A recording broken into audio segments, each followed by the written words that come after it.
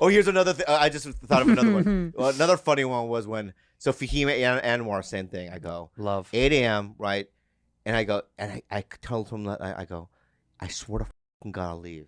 He's like, dude, I got you, man. I got you, right? I show up at the car and I go, he's not here. Make a courtesy call. He goes, I'm coming down right now, right? Well, he's got to strap the bombs on. How does he? I know.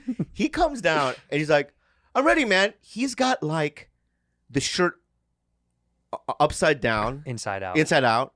His luggage, clothes is sticking out of the cracks. It's hilarious, right? Yeah. It's like an 80s movie. Yeah, like they're running to the basically plane. what happened was I called him.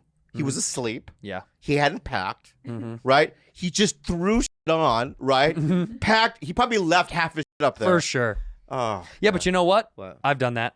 You have? With Rogan, I've done that before. Yeah. Where it's like the hotel phone's like blah blah blah blah blah blah blah blah, and I'm like, oh my God, and I just throw shit in the fucking bag. Yeah. Because I always set my alarm, but you know what? The fucking iPhone sometimes it'll just automatically set to PM instead of AM. Yeah. So it's set. It's like, oh, set for 7 PM. Yeah. So I'm woken up by, it's Mr. Santino. There's a car downstairs, Mr. Rogan. I'm like, oh fuck, because I know Joe is like so anxious to go. He's like, where's the fuck? Oh, he does that? He wants to. I'd be so scared. It's pretty right on the nose with him. Yeah, I'd be. And I'm so so scared. precise with my time. Yeah. So with him, with that, because we had gone out in like, I don't know, Cleveland or some shit, wherever the fuck we were, and we met up with Jessimae Peluso. Love her. And we were going out, and we didn't even stay out late. I just had a couple of drinks, and we hung out. We weren't even like going out. We just hung out at the club. And then of course, I go back. I set the alarm wrong, and he does this thing in the car. Look at you're me when I get in the car. Go ahead, open the door. I'm you? Yeah, and I'm Joe. All right, we're good to go. Oh, that hurt. What you just did there hurt So the whole me. way to the airport, I was going like this. I would do this. You know where you do this? You go. Yeah. You go. Those are fun shows. Why do you even say anything? Because I don't know what to do. No, I shut down. I would shut down. But then if you're too quiet, then he's like, "What was going on last night?" And then you have to go. When you went to the bed, we went out.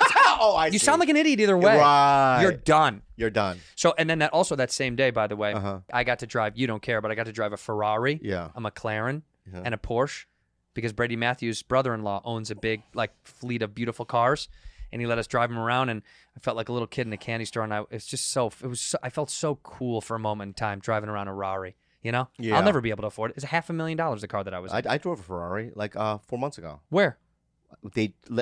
In the opening scene of Magnum PI. The opening he shot, drives a Ferrari. The opening shot is they think it's Magnum driving the Ferrari, But it's Bobby but Lee. it's my character driving the Ferrari. How far did you get to go? I spent 6 hours. But I mean, driving all over Hawaii. But were you driving, or you? Yeah. They had crane. You know, I had to follow a truck and a crane. That's what I mean, right? What? Well, you can't. I was ripping around. But I had rehearsals as well before. I mean, I did it. You did it. Okay. Do you know what kind of Ferrari it was? A red one, like in the show. I don't fucking know, man. Well, but there's a specific model. 29X 360. It was the 29X 360. Yeah. Wait a minute. The 29X 360i or the F? F. The fast one. Yeah, the good one. 29X 360F. Look that up. Please look up Ferrari 29X 360F. But can I tell you something? I want to see what it looks like. I was thinking about so when you were bringing up Joe Rogan. Yeah. I was thinking about where it went wrong with him and I. What you were thinking about? What was the breaking point? By the way, is that the 29F 360 right there? The girl. That's what I wrote. What went wrong with you? That's what you wrote in. Yeah, I wrote the girl. Cool. No, and Joe will bring this up. He won't deny it. The story. Mm-hmm. So when I was a doorman at the La Jolla Comedy Store, yeah, Joe Rogan was on. This is before news radio. Before news radio. Yes. So he was a kid from Boston, but he was a headliner already.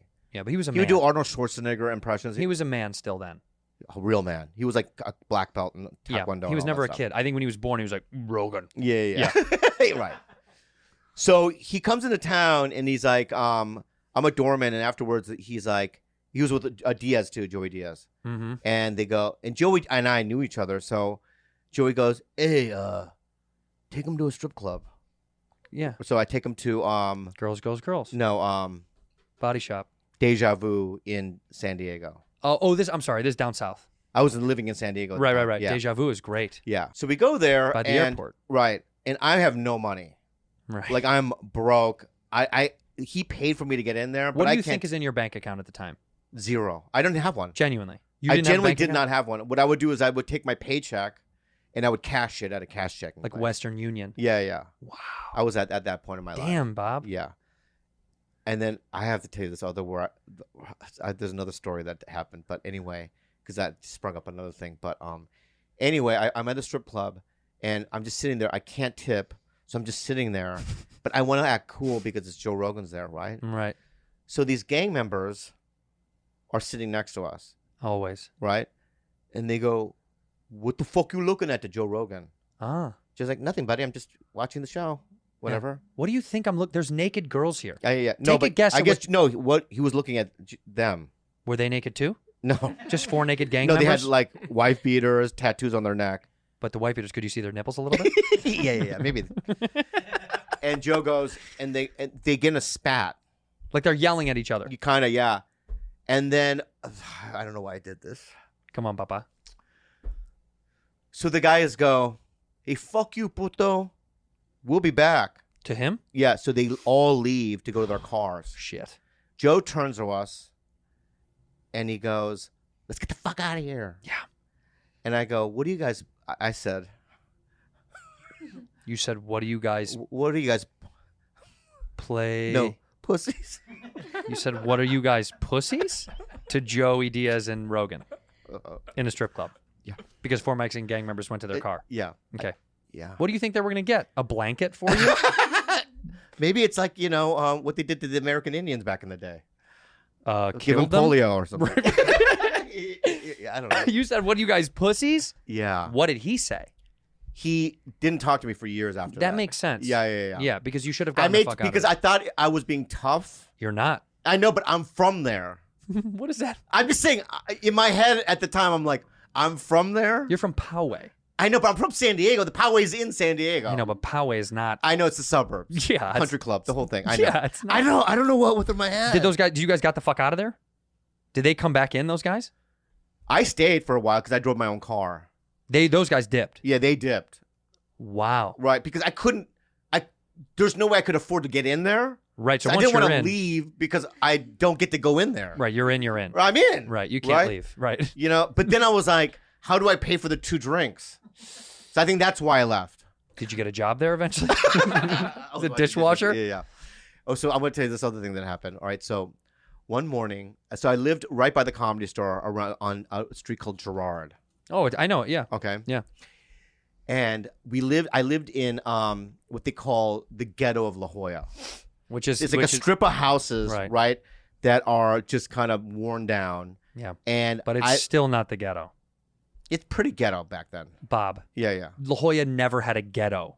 They call it why do they call it the ghetto of La Jolla? Who's they? I think I did. Yeah. I think I did. It's you. Right. Yeah. So I had this landlord named Jeff. He was like this bearded white man. Yeah. And he would always garden in front of the house that we were renting, right? Yeah. He was always there. One day Jeff knocks on the door and he goes, "Bobby." Yeah. I go, "Yeah, this guy's here to see you."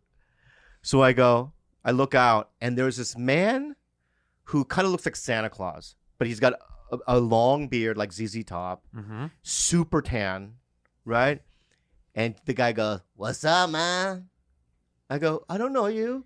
He goes, "Bobby Lee, right?" I go, "Yeah." He goes, "I'm friend with Jay Schweikert." Who? Jay Schweikert, who was the manager of this coffee shop that I worked at. Okay. Right? So I go, "Oh." And he's like, "I am a photographer for a surfing magazine, man." And I go, "Cool." I don't surf. I know, but this is what he says. He goes, "Check it out, man. I have a Porsche. And back in your alleyway, I parked it next to, so my neighbor's name is Linda." He goes, "I packed it in back of, you know Linda?" I go, "Yeah." So in my car, I had $10,000 in cash and a pound of weed. What? Yes, in the trunk. Yeah, you're not a photographer. You're a drug dealer. Right. And he goes, "It got towed, man." And I go, "Oh." And he goes, "If you help me get my car out, I'll give you like $1,000 and some weed." I didn't smoke weed at the time. I was in AA. Right. But you could sell the weed. So I go, how much is the tow? He goes, $150. I just opened up a bank account. I had $200 in there to my name. So I'm like, $1,000. I mean, the math is good. Yeah. So all right, get in my truck. So I go to the ATM. I pull out my last $200. Bob. I give him the guy, right? Bobby. He goes, all right, now go to the towing place. It's downtown. So we drive on, you know what I mean, the 5. All the way downtown. All the way downtown. And we get off off the freeway, and there's this apartment complex to the left. He's like, the towing place is there, but my sister lives here. That's what he says. Okay. So I go, your sister lives there? He goes, yeah, I just want to go say hi to her real quick. Why don't we just get your car first? I didn't say that. that. With the $10,000 in the weed in it. Yeah. And I go, all right, like an idiot. So he runs into this apartment complex. I can see him open this door and go into the, right? I'm probably out there for 2 hours. At least. I can feel it in my bones. The sun. I see the sun setting. And you're just like, I'm out there for like 2 hours, right? Yeah. And now, this is how dumb I am. At the 2 hour mark is when I start feeling fishy. There's something wrong. Well, they're probably catching up. There's a problem. They could be having some tea. So I'm like, and this is back then, we had no cell phones back then. Just no cell phones. There was no cell phones back then. There were no cell phones. Right. You had to call people on a pay phone. Or crazy. just hope they would show up to the place you agreed Right. at. So I could get out of the car and I go into the apartment complex and I look in the back and the other door's open. He took off. Yeah, immediately. He actually went right through. Yeah, he's probably in Mexico by now. You know what I mean? And then he's back at your apartment. So I don't know what robbing to you. do. So I go back to the Panikin, right? Which is where Jay Schweikert, The coffee shop. right? So I go, Jay. I told him a story, right? He said your name, and he goes, bro, that happened to me 2 weeks ago. Shut up. It happened to Jay Schweikert 2 weeks ago. He pulled the same thing on Yeah, him. and then he got caught like a year later. That was his thing. That's a good game. He would like open up people's mailboxes, memorize people's names, figure people out. How would he know people that knew. you and Jay knew each other? Because I worked at the most famous coffee shop that okay, everyone hung out at. He saw you. Yeah. Wow. Yeah, man.